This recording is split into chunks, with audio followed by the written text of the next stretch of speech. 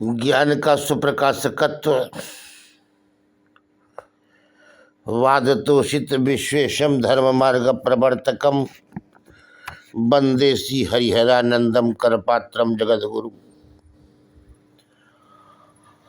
अनुभव को भी व्यवसाय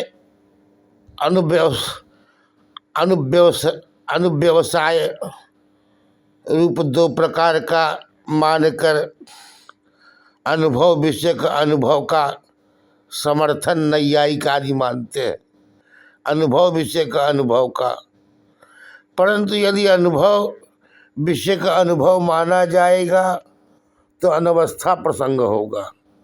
साथ ही अनुभव की सविज्ञानता भी माननी पड़ेगी।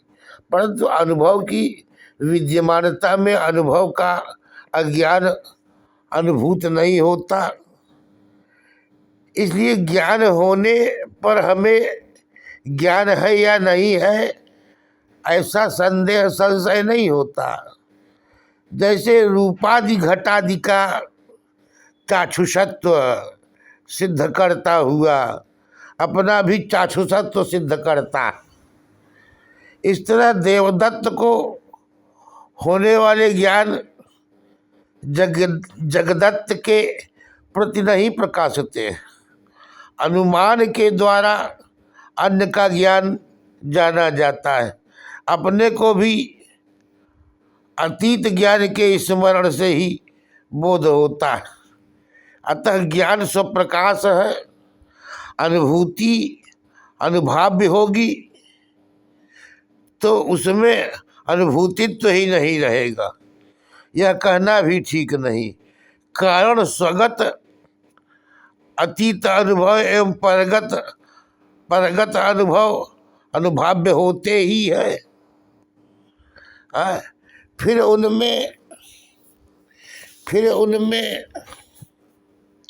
भी अनुभूतित्व न होना चाहिए।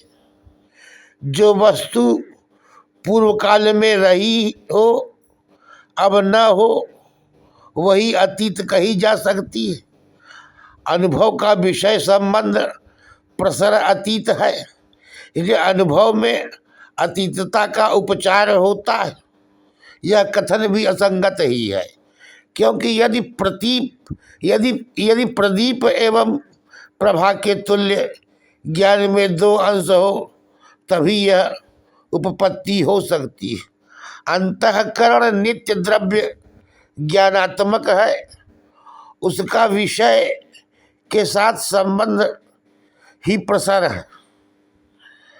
पर यह पक्ष भी ठीक नहीं, क्योंकि पंचभूतों के समष्टि सत्वांश का कार्य अंतःकरण साधि है। पंचभूतों के समष्टि सत्वांश कार्य अंतःकरण साधि है, वह नित्य नहीं हो सकता। तन मनो अकुरत छांदोग्य श्रुति हमें मन की कार्यता स्पष्ट रूप से उक्त है। यदि कहा जाए कि प्रकृति ही वह नित्य ज्ञान द्रव्य है तो यह भी ठीक नहीं, क्योंकि वह अनादि होने पर भी जड़ है। अतः प्रकृति कार्य में सर्वत्र जड़ता दृष्ट है।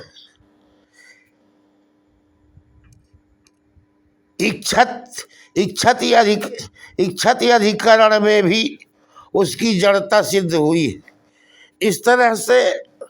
इस तरह जड़ होने से अंतःकरण भी ज्ञान द्रव्य नहीं हो सकता।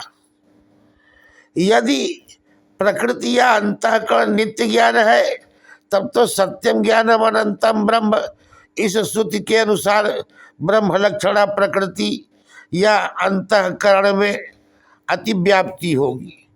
यदि कहा जाए कि पुरुष ही नित्य ज्ञान द्रव्य है तो यह भी ठीक नहीं, क्योंकि प्रतिवादी के मत में पुरुष तो ज्ञाता है, ज्ञान उससे भिन्न ही उसे मान्य है। पुरुष में ज्ञातृत्व है, ज्ञानत्व नहीं है। परपक्षीय सब पुरुष में ज्ञातृत्व है, ज्ञानत्व नहीं। ईश्वर ही नित्य ज्ञान द्रव्य है, यह भी पक्ष ठीक नहीं, क्योंकि ईश्वर तो ब्रह्म ब्रह्म ही है और ब्रह्म और ज्ञान में प्रतिवादी को भेद ही मान्य है। इसलिए नित्य ज्ञान द्रव्य क्या है, यह दुर्निरूप ही है। क्योंकि नित्य ज्ञान आनंद आदि गुण वाला ईश्वर है, यही प्रतिवादी को मान्य है। अतः नित्य ज्ञान ब्रह्म स्वरूप ही है। जो गुणभूत ज्ञान है वह तो अनित्य ही है और वह वृत्ति ज्ञान उसी में अतीतता बन सकती है। उसी का स्मरण और अनुमान तथा शब्द बोध्यत्व आदि बन संभव होता है। सर्वथापि जन्म नाशवान अनुभव वृत्ति ज्ञान ही है, नित्य ज्ञान नहीं। और वह स्वप्रकाश भी नहीं, ब्रह्म भी नहीं है, वह अनुभाव्य है। उसमें अनुभूतित्व इष्ट ही है। अज्ञासीसम जाना था, अज्ञासीसम जाना था, यह प्रतीति उसके संबंध में होती। घटम जानामि, यह प्रतीति वर्तमान घट विषयक है। घटम अज्ञासीसम, यह प्रतीति अतीत घट विषयक है। वृत्ति ज्ञान अद्वैत मत में मुख्य अनुभूति नहीं माना जाता। द्वैतियों के यहाँ प्रतिवादी का अनुभूति लक्षण सुखादि में अति व्याप्ति है। सुखादि भी वर्तमान दशा में अपने आश्रय के प्रति स्वसत्ता से ही प्रकाशमान है। अप्रकाशमान सुख की सत्ता नहीं होती। जब सुख उत्पन्न होता है तभी प्रकाशता है।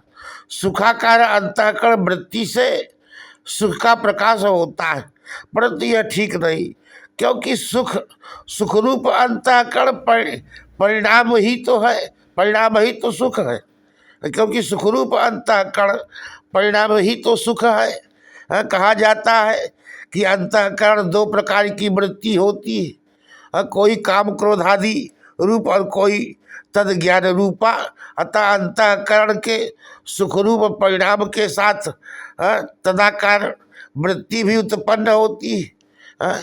उस वृत्ति से सुख भासमान होता है, परंतु यह ठीक नहीं, क्योंकि फिर तो सुख के समान ही अंतःकरण वृत्ति भी अपने तथा अन्य को नहीं प्रकाशन करेगी। अंतःकरण जड़, अतः उसकी वृत्ति भी जड़ ही होगी। अंतःकरण की उपादान भूता प्रकृति भी अजड़ नहीं कही जा सकती। अतः यदि वृत्ति स्वसत्ता से ही प्रकाशमान होती तब तो फिर सुख भी वैसे ही होता। इस सुखादि में प्रतिवादी के ज्ञान का लक्षण अवश्य ही अतिव्याप्त होगा। किंच अनुभूति स्वभाव के प्रति स्वसत्ता से ही प्रकाशवती है। इसका क्या अर्थ है?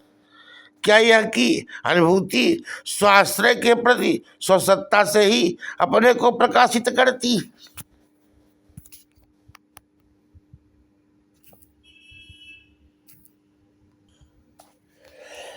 अनुभूति के उत्पन्न होने पर मुझे अनुभूति हुई, यह पुरुष स्वतः जान लेता है। पहले पक्ष में कर्म कार्य विरोध होगा, इसके अतिरिक्त ग्राह्य काल में ग्राहक न रहेगा और ग्राहक काल में ग्राह्य न रहेगा। परंतु दूसरा पक्ष भी ठीक नहीं, क्योंकि मुझे अनुभूति उत्पन्न हुई, इस प्रकार जो पुरुष की अनुभूति होती है वह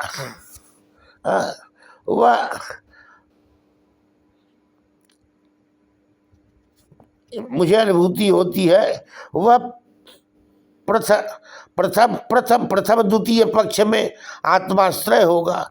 इस प्रकार अनुभूति के अनुभाव्यता कहना कठिन है। हाँ, वृत्ति रूप अनुभूति तो चैतन्य अवभाष्य होने से अनुभाव्य है ही।